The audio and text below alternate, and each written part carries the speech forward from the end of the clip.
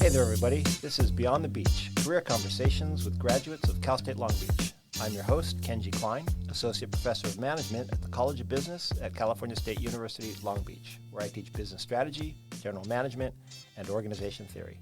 In this show, I interview former students and recent graduates about life after Long Beach.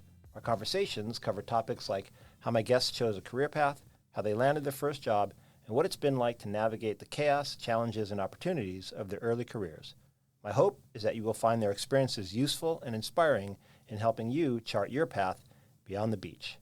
My guest today is Felix Reyes. Felix was a student in my business strategy class back in 2016 and now works as a strategic financial analyst at Harbinger Motors. Hey, Felix, it's really great to have you here. Hello, everybody. I am Felix. I graduated in 2017. I took up the finance major, and I'm here to talk to Kenji about my life, I guess. Okay, excellent.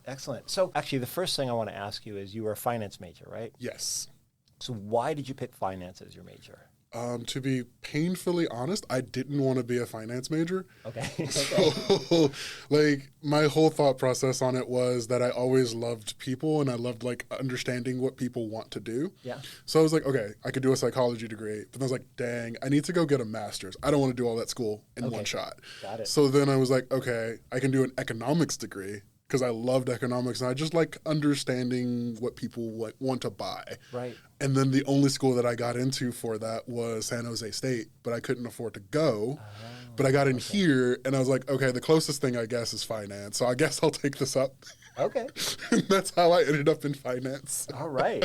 So it was, needless to say, not your life ambition to be a finance person. Absolutely not. I probably would have chosen marketing if I could do it over again. But, I mean, I'm happy with my choice. Yeah. It's interesting that you weren't that interested in finance, but you were into economics. Yeah. Because they're both pretty quant, right? I mean, Yes. that's interesting. It was just like, my view of economics was just like understanding why people chose to buy a certain thing. Yeah. And I'm like, that is what I want. I want to get to the heart of people. I So see. I'm like, okay. That really does sound more like marketing, though. So it's interesting you picked finance. I know. Okay. I was thinking marketing people get fired too quickly. And then I was like, okay, I don't know. That makes sense. All right. So you were thinking about the job security thing, too. Got it. So, and then you said strategic Financial analyst. Yes. At Harbinger Motors. Yes. So could you tell me a little bit about what that involves and also introduce Harbinger Motors to the audience because they might not know? Absolutely. Harbinger Motors is an electric vehicle company. We are making trucks for the mid-size class. Okay. So think your UPS trucks, think your FedEx trucks, those kinds of trucks. There isn't anybody making an electric vehicle option for it. Interesting. And at the same exact time, California just passed a law that said, or passed a law a little while ago that said by 2023 we can't have gas vehicles being sold anymore. So they were like, hey, this is a market we could serve. We just have to get in early. Got it. As for what I do personally, Yeah. it kind of varies upon place to place. Usually a financial analyst would do a bunch of modeling and a bunch of making sure that the numbers look right for the business and a lot of budgeting and doing budget versus actuals and that type of stuff. In my case, I do more of the accounting side.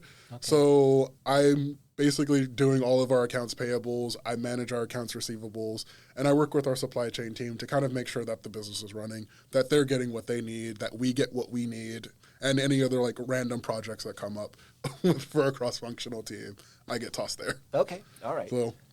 So you do a little bit of everything. A little bit of everything. And it's not really financial modeling then. You're much more the sort of the nuts and bolts of the money. Yes. So, okay, yeah, interesting. So that's where you are now. Yes. But we were talking earlier, and you said that's very recent, right? Yes, that is very recent. So I want to sort of talk a little bit about the path to where you got. Okay. And we'll start with when you graduated. Yes. Right. So I wonder if you could just tell me about that first job after graduating and how you found it. So my first job after graduating was Beyond Meat, and I found it via a temp agency. And I highly, highly recommend that you all do this, that you just go to them. Because what they'll do for you is they will take your resume and they will present it to a bunch of other people, and you'll be right in front of the hiring manager. Interesting. So it's easier to get that interview and it's easier to get your foot in the door. Now, it may not be exactly what you want to do. Right. But it's at least a step into the door. And you have options. You do. You have a myriad of options for every industry. There's some for supply chain. Right. There's some for IT. There's some for finance. It's like I usually have 3 working for me at any given time of my career. That's really interesting. So when you did this, you were looking for full-time. Yes. Long-term. Yes. But you were just like, I'm going to do this because I've heard that this is a way, or you were just, I'm going to do this just in case I don't find anything, so I just want to make sure I'm out there, or what was going on in your head? It was kind of a I need money thing. Okay. And I was working 2 jobs. I was making let's say about $24,000 a year working 2 jobs. And I'm like, I can't afford to live. So I needed to find something that was going to be full-time and better. And I literally just graduated. So the 2 jobs you had were the ones that you had like when you were... When I was still in school and working. I was working at Bevmo at the time, and I was also working at the city of Torrance. And I was making like $10 an hour. It was absolute bad. It was so bad. Yeah. But at that point, I was like, I can't sustain this lifestyle of trying to like work 20 hours here, 10 hours there. So like, okay, just put my stuff out to the temp agency. They found me a job, and the job was paying like $15 an hour, and it was full-time. Okay. And I was just supposed to cover somebody's vacation. I was only supposed to be there for 2 weeks. Okay. And I guess the advice, I know that this is one of the questions you were going to ask me, is like, what is the advice you would give to your old self? Yep. And I still live by this. It's hard work beats talent when talent works hard. Or talent doesn't work hard. When talent doesn't work hard. Right. But I'm like, I thought about our conversation when I was telling you, like, oh yeah, I was phoning it in. You're like, I knew you were phoning it in. I've been teaching for 20 years. That was fresh on my mind. When you were in class. Yes. Yes. That was fresh on my mind after I graduated. Right. So I was like, I can't phone it in. Right. If Kenji can tell, anyone can tell. Oh, thank you. So if someone as dense as your strategy professor can figure it out. I didn't think you were actually dense. I was just like, how did he know? Yeah. But yeah, that's what made me think like, hey, I need to get my foot in the door anywhere. Right. And when I do, I need to show that I'm going to be the best employee possible. Okay. Got it. So you went in as temp. You were just expecting to be part, just for a little bit, because you were like, I need more money than I'm making now. Yep. And this is a way of getting it immediately instead of having to spend all your time just doing the job search thing, and which could last, who knows, right? Because could last months. I've talked to people of 6 months, right? So you didn't want to do that, and then you got there temporary. When you got there temporary, you busted your butt. Yep. And your intention in doing that was maybe I can transition to long term, or was just like I'm going to bust my butt because maybe whatever. I was going to bust my butt just because maybe. I was like, maybe the temp agency will see that I'm a good worker and they'll find another spot for me. Right. But it turned out Beyond Meat liked me. Okay. So I started in the accounting department just kind of helping out with the AR and AP side of things. Okay. And then I got basically given away to the director of supply chain. Okay. And I started just doing all of the invoicing, and I took that over. And I was doing that for a couple months, and then he converted me over, and I became an actual employee of Beyond Meat.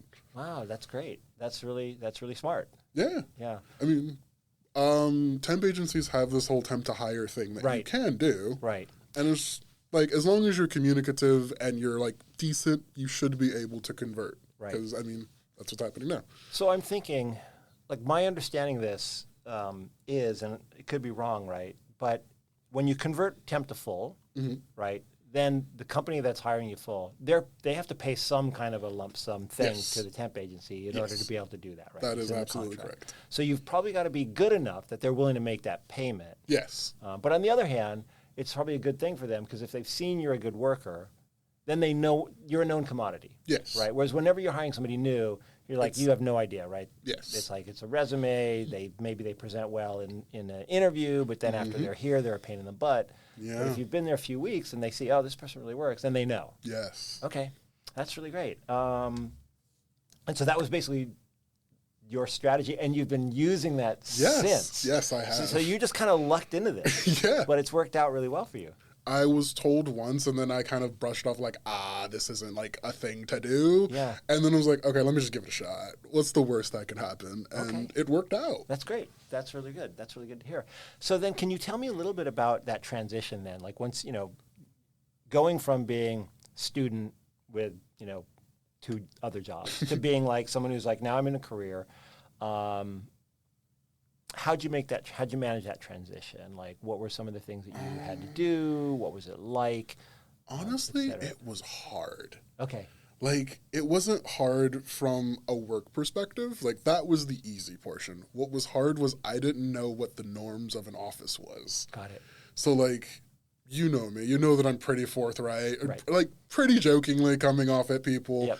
I didn't necessarily, like, everybody to me is a human being first, and then whatever your title is second. So I didn't have reverence for, like, the CEO or the CFO or directors. I was just like, hey, what's up, dude? Okay. Right. And that wasn't really well received. Oh, interesting. And the other thing... Man, you'd think that a company that's, like, filled with, like, all these people that are taking on the meat industry and stuff would be a little bit less formal. Yeah. But apparently not. And the other thing was I realized that because, and this is terrible, because of the color of my skin, yes, it is definitely a lot harder for me. Right. Like, I had this issue today with my boss, and that's Right. why I was like, this is kind of iffy, where I made a mistake and it was blown completely out of proportion, and that happened in my early career as well. Right. So I'm just like, as a person of color, you just have to kind of be mindful that you do have to work twice as hard. Ah, man. Yeah. To get exactly where they so are.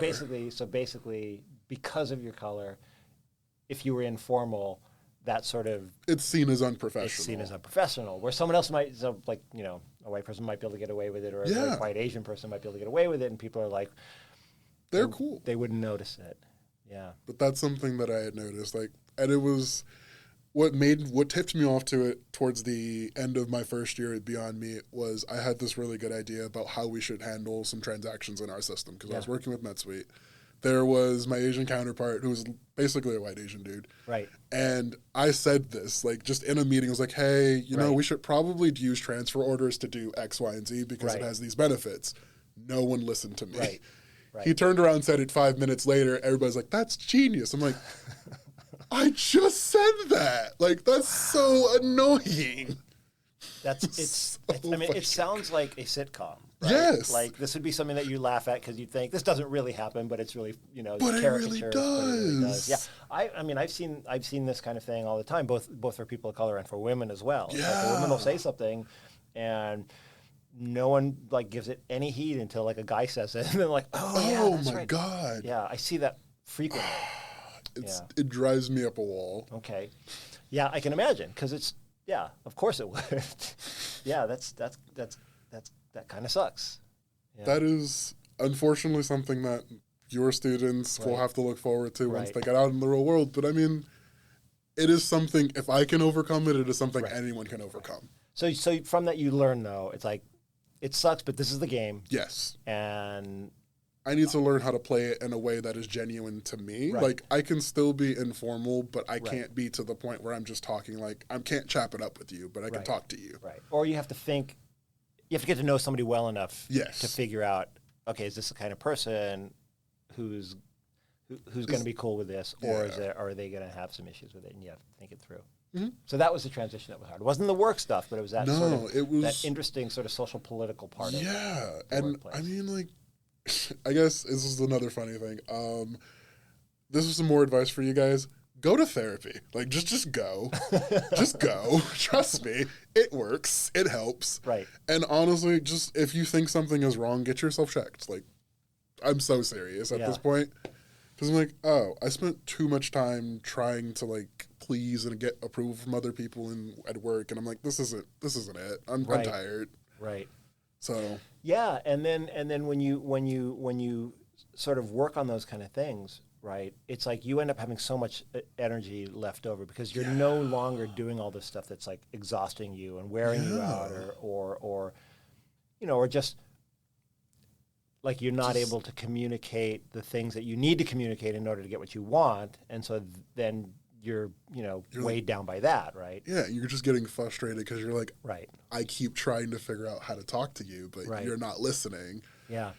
And I'm just like, okay, at this point now, I just sit on my hands and wait for it. Got it. Okay. So that was also helpful. Interesting. So aside from this issue of sort of managing that sort of social political transition, Can you share any other sort of memorable challenges that you had in your early career? Yeah. And then what you did to overcome it? Yeah. One of the other ones that I had was kind of just letting go of control of certain things. Mm-hmm. Because, like, at Beyond Me, I kind of became this project specialist who got assigned to different, like, tasks to complete. Got it. And then it was a problem because I was like, I'm doing it right, and I'm doing it the way that I want it done. And if I hand it off, someone's not going to do it, and then you're going to come back and ask me to clean it. So I would just rather do it. So, like, it took me a minute, like, across my years of Beyond Me, I made my way up basically to a manager. They never promoted me to be a manager. Right. Even though it says I was a manager on my resume because I was managing people. Right. So I'm like, I'm going to be a manager then. Screw it. Yeah. But, like, towards the end, I was like, you know what? Let's just build templates. That's going to be the way that we can assure that things are replicatable. Right. And that was one of the lessons I had to learn. Like, I was getting promoted, but I was just kind of moving to the side instead of going up. Yeah. And I realized, like, hey, I need to make sure that my work is replicatable. Okay. And if it's not, then they'll never, ever let me go. Right. Right. Oh, so in other words, in terms of thinking, in order to be promoted out of that position, you have to make sure to be able to have it so that other people can get done what you're doing. Yes. Otherwise, they will keep you. So yes, you may have earned the higher spot, but they won't give it to you because they desperately need you because you've earned, in a sense, because you've earned it. Right. And so you have to create some type of a system or a template or whatever that you could just hand off to the next person and say, run this thing this way, and it'll work out fine. That's interesting. Yep. That is one of the lessons I had to learn at Beyond Me. If you were irreplaceable, you were probably underpaid. Yeah. Yeah, that's great. That's great. That totally makes sense. It's like, because I remember towards the end of my tenure there, I was just like, I don't care. They can't fire me. Right. Because I know too much stuff. Yeah. And I realized, like, hey, business will continue to go on whether you're there or not. So just make it so that you can get ahead. So what do you think it was that made it so that the other people weren't able to get the things done quite as well or even right? When you I attribute it to my ADHD probably, that I probably have to go get diagnosed at some time. But, like, for me, my head thinks there's a problem in, like, a three-dimensional cube. So I'm always looking for, like, additional factors that I can add in to make this work and make this scalable. Like, and I told you this way back when I was in school with you, I would rather spend 3 hours trying to fix a problem and make it simple so it only take me a minute for the future. Right. That is my whole mentality towards everything that I do. Yeah. How can I systematize this so I make it easier for me? So you take the challenge on up front. Yes. And then later on down the line. You're just there. You're coasting. Right. You're good. Got it. That's my whole thing. Right. But then you had to come up with a way of making that transferable. Yes. And so because I'm like, not everybody can think like I can think. Right. So I need to make it so that way my work can be can be copied by someone else. Yeah. I need a person who can come in off the street and pick it up and do it. That's it. That's cool. So you did that. Yes. And then they would move you into different. Yes. They moved me into a different role on the side, but never really up because they realized I am a good operator. Yeah. I never really had a chance to show that I was a good manager until the end. Right. And then they were like, oh. So that it is what it is. Yeah, okay. So that's interesting. So what I'd like you to do is walk me through how you got from Beyond Meat right, to where you are now. Oh, and we had talked earlier, there's a couple of steps there. That's a wild story. So you want me to go through every job? Well, I can make it quick. Yeah, so some of them, but first I want to, like, why did you leave? Okay. Like, let's talk about that. What was going on there? And then the steps after that. Gotcha. So I left Beyond Me mostly because I was asking for a raise. And I think when I left Beyond Me, inflation was 7%. Right. And they had given me a raise that was 5%. Right. So I went to my boss and I was like, hey, why did I just get a 2% pay cut? Right.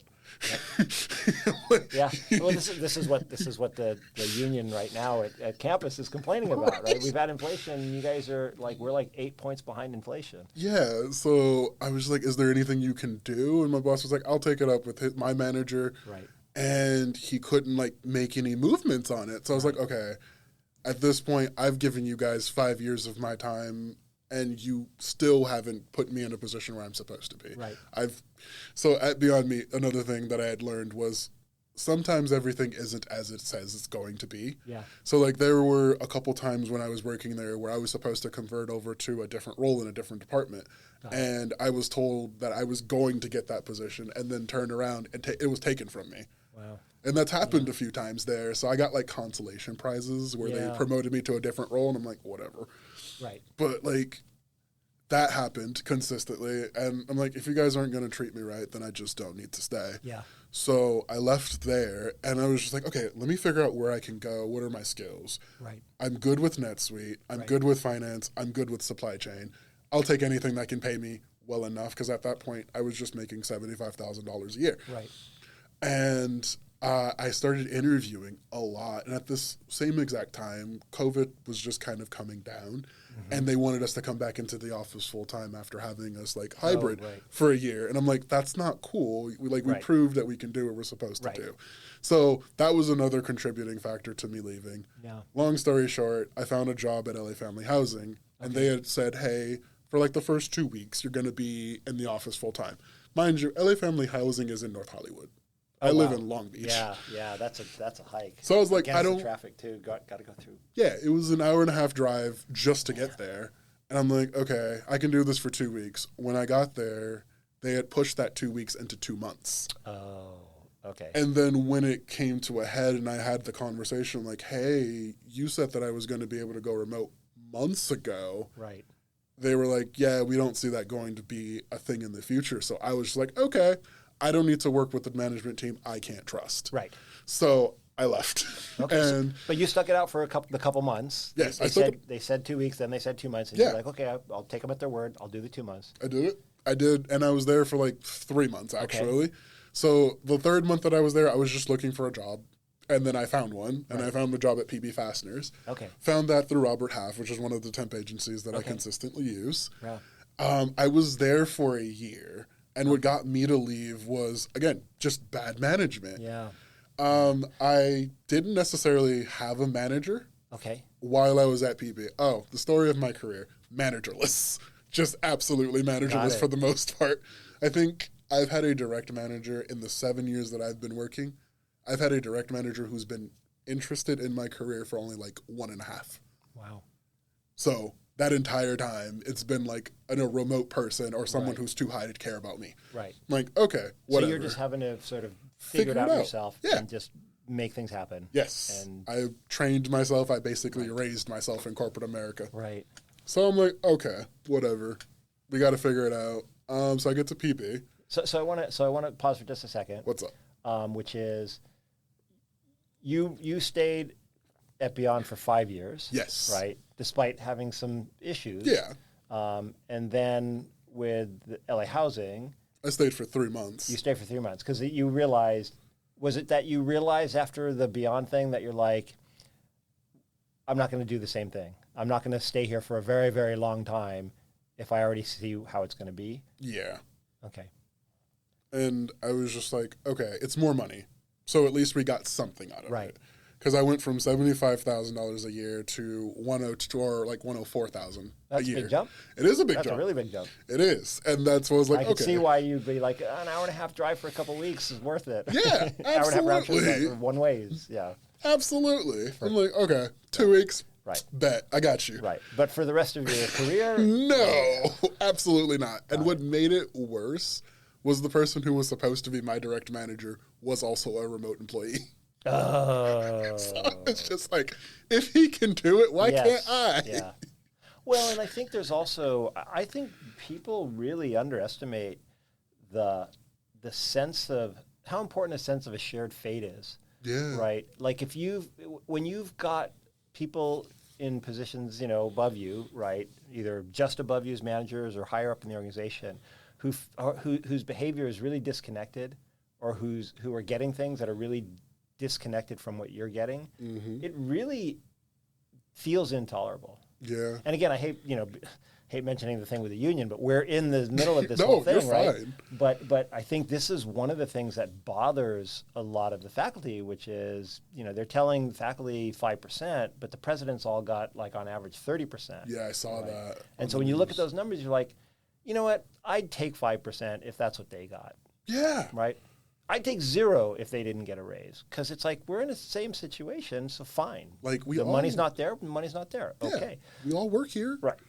But when they're getting something and they're saying you can't have it, it's just like... You have that side, I look at them like... Yeah, exactly right. Yeah. So I think this is a certain myopia that management often has. Yeah, and it's kind of funny because when I was a manager at Beyond Meat, and I just had an interview recently with someone who was asking what's my management style. Mm-hmm.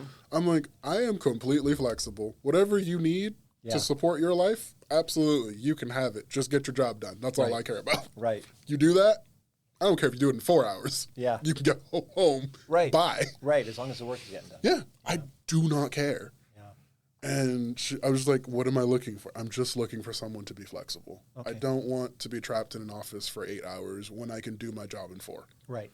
Like, what else am I doing for the rest of those 4 hours besides trying to look like I'm doing something? Yeah, which can be really frustrating. Yes. Yeah. So anyway, so fast. Yes. So then you were. Yes. So you moved and you were there a year. I was there a year. And what were you doing there? So my title was senior financial analyst. Okay. So what I was doing was basically I was a staff accountant, and I was hot about it. Okay. Because my entire job was to post journal entries, to help the accounting team with all of their stuff.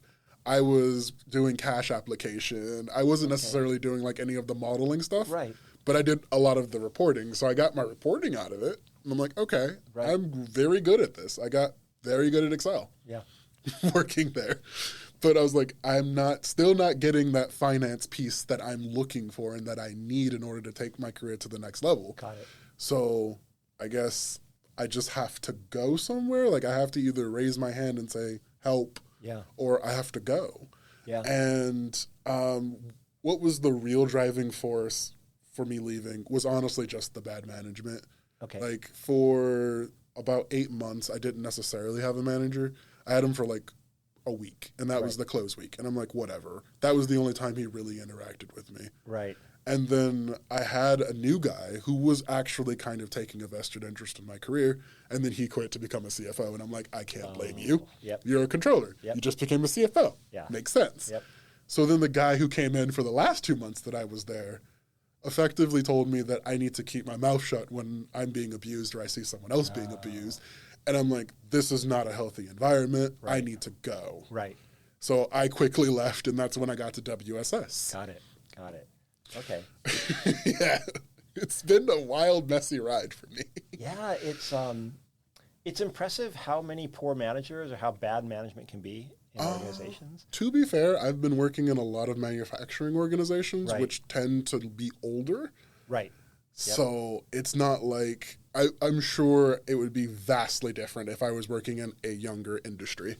Yeah, could be right. Or people who have did the managers in those organizations, did they have any formal training in management? Had they read much about management? I have no idea. Yeah, they were like VPs and stuff, so I'm assuming they had training, but I have no clue. Yeah, it's really interesting. But it's funny because a lot of people are like, middle managers, we should just get rid of them because they're a burden on the organization. But really, it's just like the difference between having good managers and bad managers is night and day in an organization. Absolutely. In terms of the day-to-day life of the people that work there and in terms of organization's performance. Definitely. Yeah. Like, my happiest time working was when I was working underneath a middle manager who took an active interest in my career. She was the one who kind of kept trying to push me to get promoted and not take these consolation prize like title changes. So that's why I was like, I enjoyed working for her. And if she asked me to come back and work for her again, I would in a heartbeat. Yeah. But everyone else, I'm like, I don't know. Yeah, interesting. Okay, so then you were told to basically shut up. Yes, right? Basically told to shut up. And then I was like, I don't think I'm gonna do that. And then he said something. He said that he knows when I will reach the point in my career that I will know to just shut up. I see. rather than say that. And I just, for whatever reason, that instantly made me upset. Right. And I was like, okay, so when is that going to happen? Like, Right. very aggressively toned. Right. And I was like, no. That's when he got to just dismiss the meeting. And I'm like, I see. what was that? Right. So I reported him to HR. Nothing came of it. Okay. I had my coworker who was also having issues with him report him to HR. Right. Nothing still come of it.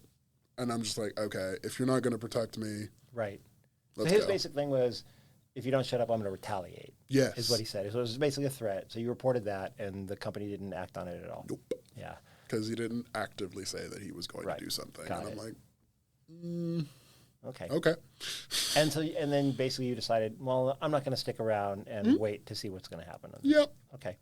Yep. And so what'd you do at that point? So how did you find the next job? I went right back to the temp agencies. Okay. So the beautiful thing about the temp agencies is that they have a direct hire side. So you don't always have to be a temp. Got it. Sometimes they'll do the direct placements for you, and it's the same process. It's the same people talking to the hiring managers. Right.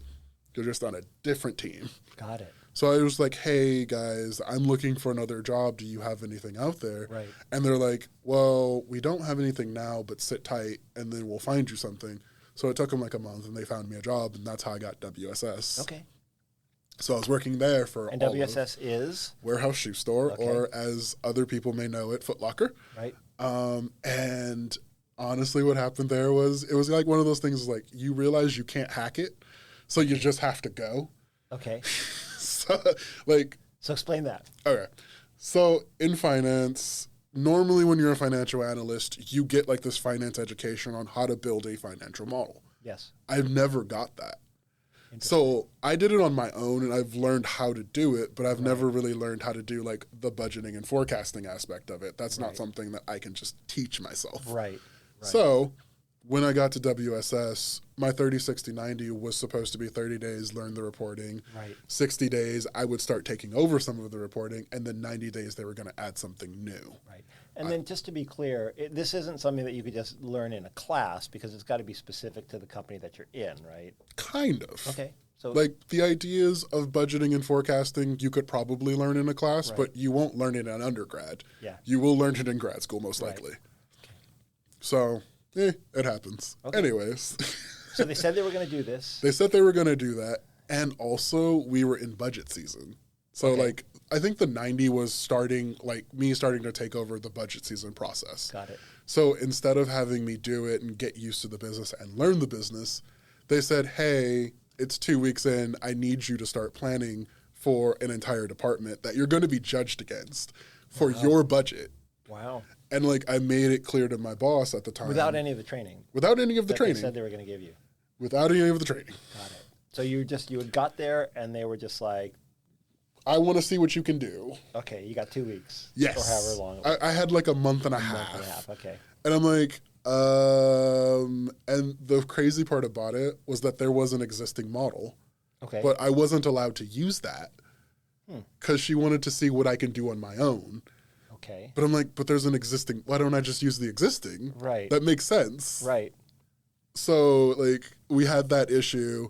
And then the last meeting I had with her, I realized at the end of it that I had had a panic attack in the middle of it. Okay. And I was just kind of stomaching my way through the rest of it. Right. And I'm like, no, this doesn't feel right. Yeah. I need to go. So I quit effective immediately. Okay. And I was like, I can't do this. Right. I can't be here like this. Like, no. So That's where you were when John and the rest of us, we had I had dinner, right? literally just quit. Oh, okay. Just quit that week. Yeah. Okay. Yeah. You seemed a little bit like at the time. Yeah, because I didn't have a plan. Right. And in that moment, I was just like, it's either me or this job. Right. And I was also thinking about like my friend group. And this actually goes into one of those questions about like, what do you need for a healthy and balanced life? Yeah. Again, therapy. Yeah. Yep. So one of the things that I was discussing in therapy, and it was just like feeling like I need to be the beacon or the pinnacle for the people that are in my life. Right. And I was like, that's really exhausting. And it's Right. really exhausting to try to do that in corporate America. Right. So I just was like, okay, I'm going to just trust myself that I can figure it out and just go in a free fall. Yeah. So it took me I took a month off. Okay. Just to kind of say, hey, let's detox a little bit. Right. Let's just figure it out. Figure out what's going on. It was stressful. Yeah. It is very stressful to quit a job with no plan. Right. But the freedom that I have on the other side, knowing that I can be okay, knowing that this isn't the end. Yeah. I'm like, okay, now I feel more liberated to be if this isn't working, I'll just go. Yeah. And that wasn't something that I had in those previous jobs. Before WSS, I didn't necessarily have that. I was willing to stay in those bad relationships. Right. And the only reason you left was because you had another relationship. You could leverage yourself out of this relationship. Yeah. Because you've had another, right? I mean, you can almost see this people's relationships with their romantic partners where it's this relationship is bad, but I'm going to hold on to it. Yep. But then if something else comes up, okay, now I have the courage to kind of jump ship, right? Yes. And so instead you were like, wait a minute, maybe I should take some time to be by myself. Yep. And get to know what works for me. What I want and what I need. Yeah. And I quit. I lied about why I was quitting. No one ever wants to say, oh yeah, I couldn't hack it. Right. So I lied. Right. And I mean, this is another little trick, kids, you guys can use. People don't care what your story is. Right. They just want to know that you aren't the villain. That's it. They want to know that they aren't the villain? No, you aren't the villain. Okay. Because how does it sound in an interview to say, oh, I quit a job because I couldn't do the work? Right. Versus... Oh, you mean for the next... For the next position. Sure. No one ever wants you to be the villain in the interview process. Right. So if you need to change your story, just change it a little bit that serves you. Right. Because they're not telling you the exact truth anyways. Right. And I'm not saying lie. Not at all. Right. It's well, they fired me because I stole $100,000, and then in that regard, that's a different story. Right. It's more like whatever it was. Yeah. I mean, even though in this particular situation, it was the expectations on you might not have been reasonable. Right? That is also and so fair. you left because of it, but you're saying, but if you bring that up in the next interview, it might not sound great. Yes. And that's when I was just laid off from my position. Yeah. Okay. Because I knew where this was going to inevitably go. Right. If I can't perform, you're going to fire me. So why don't I just do it on my own terms? Right. Okay. So you took the time off, and then were you actively searching during that time, or you were like, I'm going to sort of chill for a little bit? So for all of September, I was like, I'm going to chill. Okay. And I chilled for October. Okay. And then November, I started actively searching, and December, I got the job. Okay. All right. It usually takes about a month for me to get a job. Usually. Sure. Right. And funny thing, if you have to do more than 3 interviews, run. Just don't. Don't do it. Really? Yes. Why? I'm curious. Because I went through a situation where I went through 5 interviews. Okay. Mind you, 4 of those interviews were with 2 people, the same 2 people. Right. And at the end of it, they still told me no. Okay. So I'm like, you can have 1 interview with the team, right? 1 interview with the hiring manager. If they don't know by the end of that, then that's probably not a company you should be working at. That's my mentality. Right. I mean, it's interesting. I think having the 4 interviews with the same 2 people is a little bit odd, but I will say there are some companies that will do several interviews because different people want to see you, want to talk to you. A lot of times it's especially people much higher up in the organization. Yeah. And so that could be an organization where the people high up in the organization take an active interest in the people below them. And so, farther, whatever the hierarchy is, because they're actively engaged in making sure that the entire organization is on the same page, that everybody knows each other. So I think in those situations, it's not unreasonable. I still think it's a little bit unreasonable. Okay. Because that person is taking time out of their day to come interview with you for X amount of hours. Sure. And they're also not being paid for that time. Right. So I'm just keep it brief. I understand that, yes, you may need higher level people to come in. Right. But make it accessible for the interviewee. That's all I'm asking. Yeah, that's interesting. Because I do know for some organizations, for example, that are really committed to their people, they're like, yeah, we when we hire somebody, our hope is that it's going to be such a good fit that these people will work here for decades, right? And so it's if you're thinking, hey, we're going to take on somebody who's going to be with us for decades, then it's worth the time. Yes. So I know, for example, so when we hire, right, we don't have like extensive like numbers of interviews, but we bring people in and it's like a full day. That's right? a lot. And it's like 8 a.m. all the way through dinner. Through dinner? So yeah, 8 a.m. Basically, it's like half-hour meetings with everybody, two presentations, meeting with the dean, and then lunch with like more faculty members, plus maybe like like we have a board, meet with them, and then we go out to dinner together. So it's exhausting for the candidates. It's a really long time. But the thing is, it's like when we hire somebody, and this is for tenure line positions, the idea is these people are going to spend the rest of their working career with us, right? And as my department chair says, the average tenure hire career at a single place lasts about twice as long as the average marriage.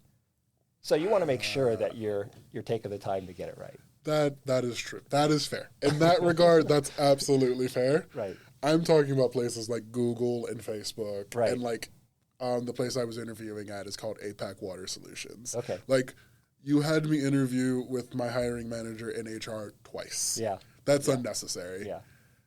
That's what I'm getting at. Like I don't. But it could be right. So especially if it's like if the reason like if you're having this experience where the reason just seems to be they don't really know what they want. Yeah. And they don't really know what they're doing. Yep. Then that's a sign that says maybe you should run. Right. Yeah. You all should join Recruiting Hell and Work Reform. Okay. It's two different places on Reddit. They basically just kind of like Work Reform is all about like workers' rights, unionization, and like efforts towards that and how you can do that and just a bunch of resources. It's also a bunch of funny stories too. Right. And Recruiting Hell is just a way for you to feel like the solidarity because honestly, the job market's in hell. So it's just nice to know that you're not alone in that. Right. Yeah, being on the job market, whatever it is really like nobody I know likes looking for jobs, right? It's got to be like the worst thing. It is. Because you have to put on this pretty face and you're like, hopefully this person likes me. And then when you don't hear anything or you get rejected, you're like, this hurts on a personal level. Right. Like, what about me did you not like? Yeah. So. Well, it's not you. It's just we had somebody else who was better, right? You know what I mean? Like, that feels really great, right? As I have told it's not like they're choosing not to hire anybody. They're just like they liked somebody better than they liked you. Wasn't it you that said, "Oh yeah, I was just the least shitty candidate"? Yes. That has stuck with me. Yeah. So that was right. That was our department chair back then. He wasn't the department chair. We went to school together, but when I came here and I did my job presentation, I didn't feel like it was good, and I told him after I was like, I don't think I did a good job on that job presentation, so I'm a little bit worried I'm not going to get the position. And that's what he said. He says, you don't have to be good, you just have to be less bad than all the other people. Yes, less bad than everyone else. But he might have swore, but. Yeah, and then he pointed out to me that the guy who got the gold medal in figure skating that year had fallen down twice in his performances, but everyone else had fallen more. So, perspective. He's really good at making people feel good about themselves. Wait, who's the chair? Dr. Washburn. Yeah. There we go. Yeah. I remember him. Yeah, he's funny. He is. He is a great teacher. Anyways, enough of him. Yes. So you found the job at Harbinger. Now, did this one come through an agency or this one was a direct apply? This one came through an agency. Okay. So I was like, okay, it's fine. It's a couple months. We can do this. Okay. Got it. And there, again, you're doing, still though, it's a little bit more on the accounting side, right? Yes, I'm still on the accounting side. Yeah. Now, have you decided now that you're good with that, or are you still looking to do more of the financial model? Okay, so no. I don't even know if I want to stay in finance, to be honest. Okay. I was thinking about moving over to like data analytics. Okay. Mostly because I'm very good with like putting together tables and things and making it look pretty. And why don't I just do that for a profession? Why continue to do something that's not necessarily working in the way that I want it to when I'm good at something else? Got it. Okay. So you're thinking about making that transition. Mm-hmm. Have you thought about what it is that you need to do in order to get there? Yes. Okay. I have been learning SQL and taking SQL classes and like trying to practice more and more to get used to the language. Mm-hmm. And the next steps after that is working with Power BI, because that's generally the data visualization tool that everybody would like for someone to use. Got it. Okay. So, okay, step 3, step 4, let's move on. Okay, you're working on that stuff. So that's interesting. I think, gosh, you already answered this. I'm wondering if that was the only thing, like, because I have the question, right, where it's like, if you go back in time, talk to your I have plenty of things I would say. Okay, so what are some of the other things that you would say? I would say that as hard as it's going to be, you can still make it, and never to confuse a setback with settling. Okay. And that one stuck with me for a little while. Okay, so I picked up this book called 101 Secrets to Your 20s. Okay. And again, something else I recommend to like all of your students. Okay. Because I still use it to this day. Interesting. 101 Secrets to Your 20s. Secrets to Your 20s. And it kind of applies to your 30s, but like one of the ones that I love particularly says the opportunity for greatness and the opportunity for embarrassment exist in the same space. If you're not willing to be embarrassed, you're not willing to be great. Right. And I'm like, that changed my mindset on how I approach problems and how I approach people. I'm like, well, I'm not going to get it right the first time, so why not try? Right, okay. That type of thing. Another one, never confuse setbacks with settlings. Right. That was one that got me through my time at Beyond Meat. When they first denied me that first time, they were like, hey, we know we were grooming you to be a junior buyer, but we're not going to do that anymore. Right. And when I say I was crushed, I was ready to quit right there and then. Right. And just move on, because I felt like I did all of this work. You guys like made me into this person. Right. And you promised me this position. You just said I had to wait. Right. And then you took it out right from under me. Right. And I referred back to that book, and I was just like, you know what? This is just a setback. This isn't what I'm supposed to do. I just need to try something else. Just try something else. So in other words, don't get in the mind. So you had the setback, and don't sort of wallow in and be like, okay, I guess this is where I'm going to be stuck, and I just need to sit here and be stuck. Yeah, like it's okay to feel it. It's okay to feel that disappointment. Right. It's okay to feel that frustration. Yeah. But it's not where your story ends. Got it. Yeah. That's, what else would I say to myself? Your 20s is going to look like a mess. It'll look like a mess. Okay. And that is okay. Mine looked like a mess. Mine definitely. I looked at mine and like, what did I do? I've got several decades, though, that look like a mess. So. That's fair. What else would I tell myself? I would tell myself that the worst job that I should be at is the one that I got comfortable at. And that goes back to that thing that we were talking about earlier about finding a place to stay. Yeah. You should ideally be changing your jobs every 2 to 3 years if you want to get a reasonable raise / promotion. Right. And that's what I have found has worked for me. Yeah. And I recommend that to you guys, like, hey, do it on a 6-month system. If it's working for 6 months, give it another 6 months. If it's working for that 6 months, give it another 6 months. Right. And on that fourth one, if you're not up another level or to the side doing something different, you need to go. Yeah. That's my rule. Right. It's either up, to the side, or out. Right. Because the risk is if you're staying longer than 2 years in the same position without any changes, new responsibilities or increased responsibilities and increased pay and stuff, the chances that organization is going to continue to kind of keep you where you're at seems pretty high. Yes. Right? And you're also losing money. Right. So. Yeah. Interesting. Like, that's kind of how I had to make that jump from 75 to 104. Yeah. Only to kind of come back down to like under $100,000. But I mean, that's still not like a massive pay cut. Yep. Oh, yeah, that's something else. Don't be afraid of a pay cut. Like, they're not as bad as you think they are. Right. Usually taxes eats up most of it. Like, Right. Any more you're making gets by taxes. Well, going from LA Family Housing to PB Fasteners was a $10,000 pay cut for me. I didn't really feel the difference. Right. So I'm like, whatever. Yeah, and I think the other thing is, I think it's really important to think of money as only one factor. Yes. Right. Of career and compensation. Yes. Right. And there are times when the additional money, there's a reason you're being paid more. It's because there's drudgery or you're not going to get groomed or whatever. And it's much better to take something that's lower pay, that's going to be either a better learning environment, a better working environment, better opportunities to develop so that you can, somewhere down the line, you get skills that you can use, that you'll be able to trade for way more than that difference that it was, right? Yes. You can definitely leapfrog if you do it. Interesting.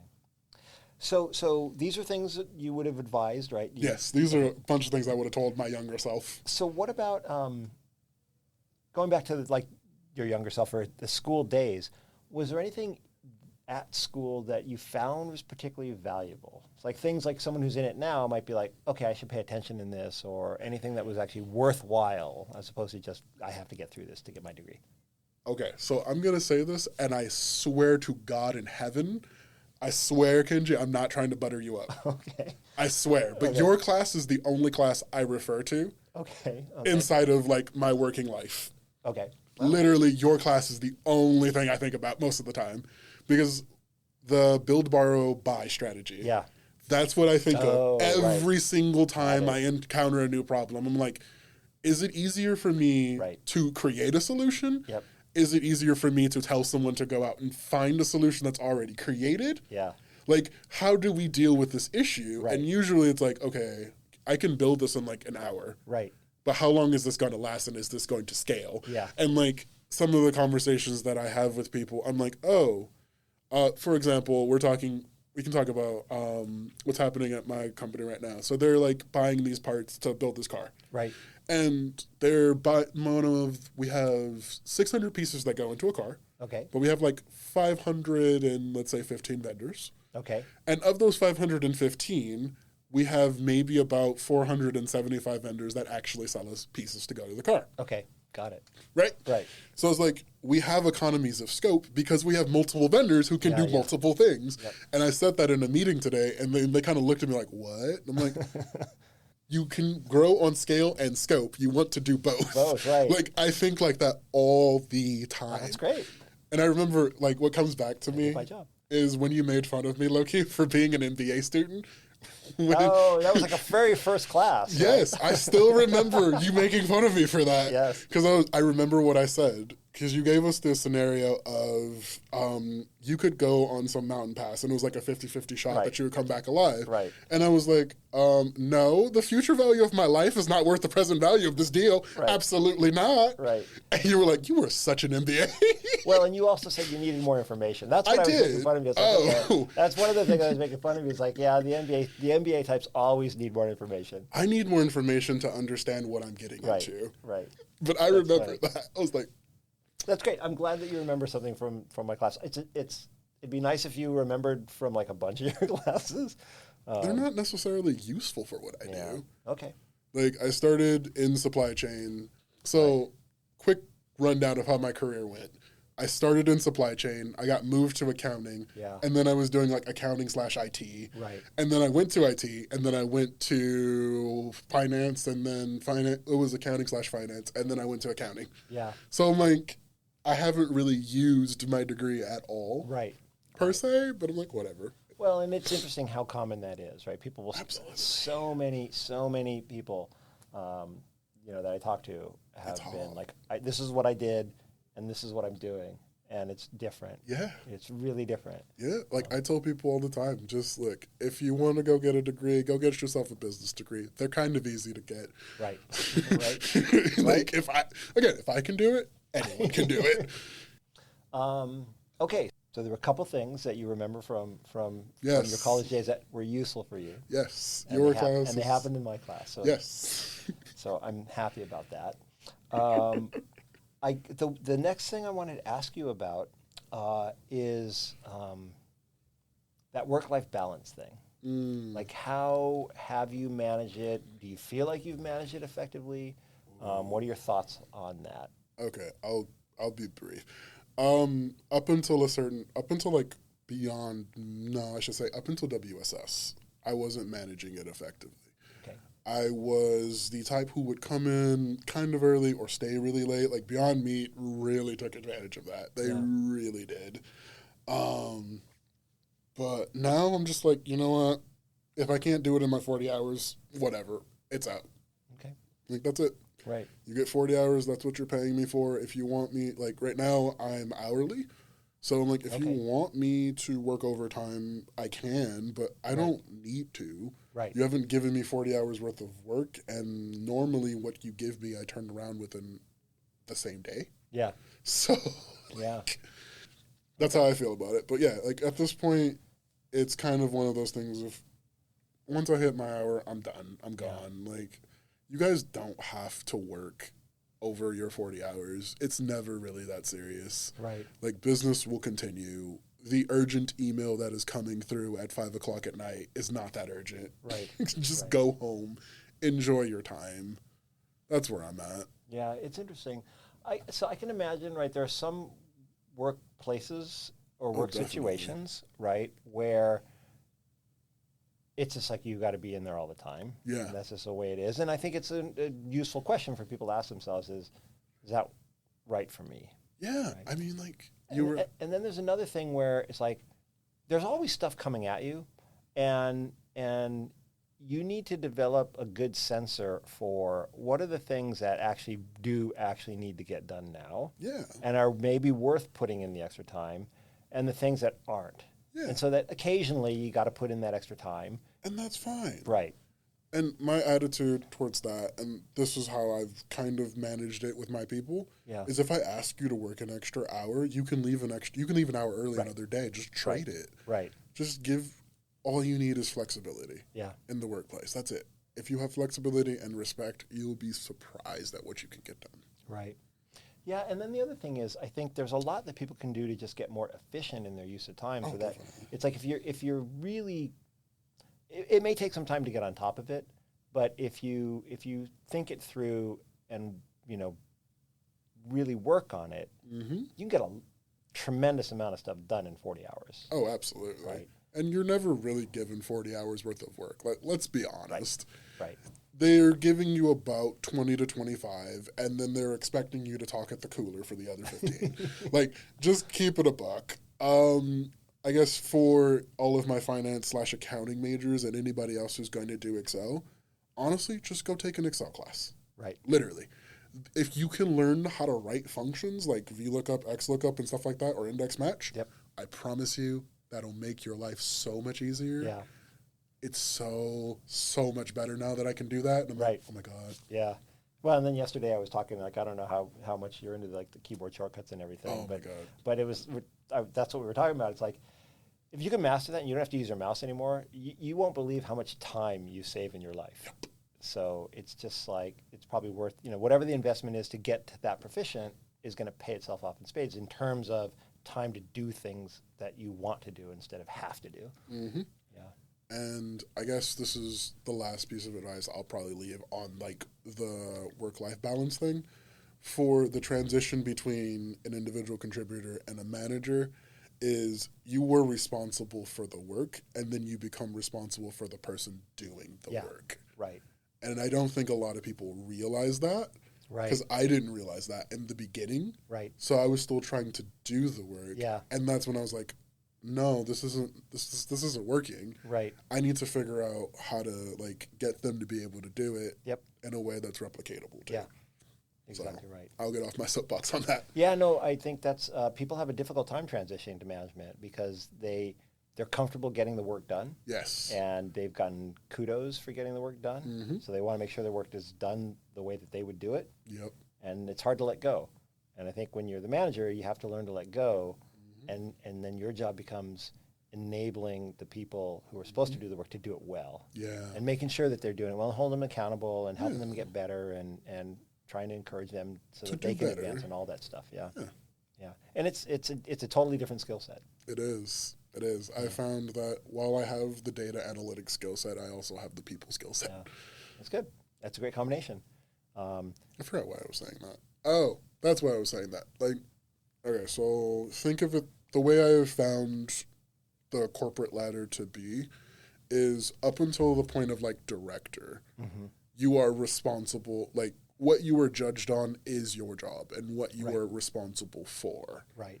And the reason I was saying that earlier was once you hit director, it becomes the political relationships that you have with people. Yeah. That is what you then become responsible for. It's less of the work and more of like, can I talk to you? Right. Can we have this conversation? Yeah. And if you want to get there, you should develop your social skills as well as developing your hard skills, because your hard skills will get you to that point. Yep.